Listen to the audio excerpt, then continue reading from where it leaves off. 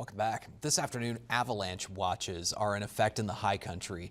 They're set to last through tomorrow as a potent storm brings strong wind and heavy snow to the mountains. While this storm system might not affect most of us in southern Colorado, it will affect the central and southern mountains significantly. Meteorologist Josephine Sage is tracking these conditions at the 11 alert desk. We've been talking about avalanche danger in the mountains here for a couple of weeks now, maybe even longer. So how are these avalanches mitigated? Yeah, Adam, the danger level for these areas are high right now, 4 out of 5 on that scale. This is expected to actually increase as these blizzard conditions with upwards of a foot of snow forecasted move through the high country.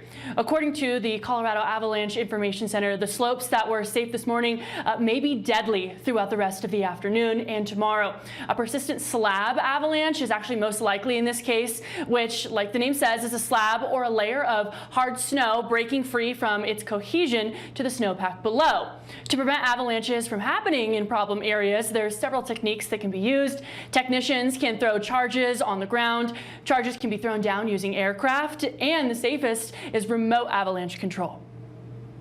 The most expensive approach, but one that's being used more frequently now, just because it's once you put out the expenditure of installing them, they're very easy and very effective to use, are something called remote avalanche control, which is RACS is kind of the abbreviation for that. And those are permanently installed structures that deliver an explosive to the starting zones.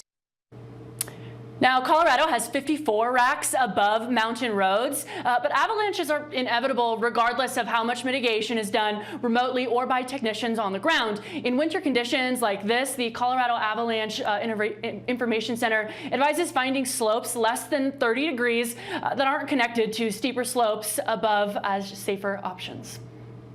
Everybody's got to be careful, too, if you're going to be heading into the backcountry. It's so important in the coming days, especially this weekend. Josephine, thank you.